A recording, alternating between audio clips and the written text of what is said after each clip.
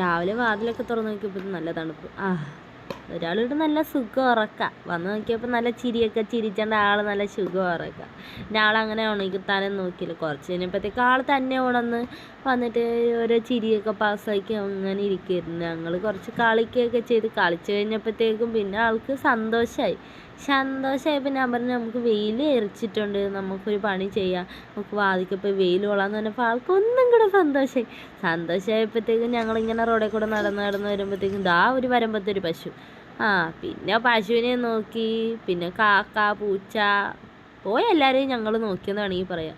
അങ്ങനെ പിന്നെ നടന്ന് ഞങ്ങളുടെ വീടെത്താനായി. പിന്നെ കൊച്ചോർത്ത് ഞങ്ങൾ വീട്ടിൽ പോവാ. വീട്ടിൽ വന്നപ്പോഴാണ് ഒരാളുടെ അംഗം വെട്ടി.